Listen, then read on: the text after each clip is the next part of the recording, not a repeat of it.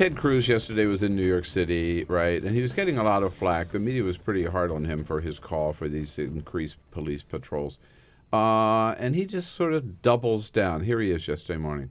They live in isolated communities where radicalism festers.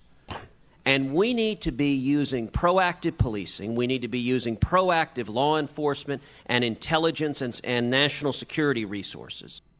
So what do you say when you hear somebody like that basically lump all Muslims together as terrorists, and every Muslim, every neighborhood where any Muslims live, right, has to be the subject of extra police activity? Well, we used to say that when somebody says something like that, they're crazy. They don't know what they're talking about. Now, when somebody says something like that, we say they're one of the leading candidates for the Republican nomination to become president. So it's really an absurd comment, and one has to wonder, has Ted Cruz ever met a Muslim? Does he know what Muslim communities are? We're not in these. We're across the country. I mean, Muslims are everywhere. They're in every community. They're part of every neighborhood.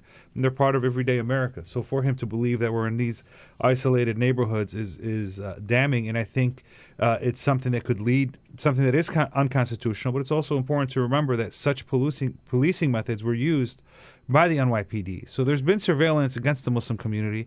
Rather than having a conversation about how we can bring the surveillance down, go within the confines of the Constitution, Ted Cruz is talking about expanding these programs. Well, this program in New York City, in fact, right, was abandoned because it didn't prove anything, correct? Exactly. It didn't prove anything. It was unconstitutional, and it caused How a lot long of... did it last? We don't know exactly, but it was a number of years. I mean, a lot of it was undercover, but it was recently exposed within the past couple of years through different lawsuits and advocacy work. But the idea that this worked is false. It didn't work. There were no arrests made, and it caused a rift and mistrust between law enforcement and the community. Well. It's really easy, by the way, for Ted Cruz to say we're going to start patrolling these radicalized Muslim communities. Is that even a thing? Radicalized Muslim communities? Is there a community of radicalized Muslims hanging out in America that we don't know? I mean, that's just, it seems like something he just concocted. It's something he concocted. I don't think it exists.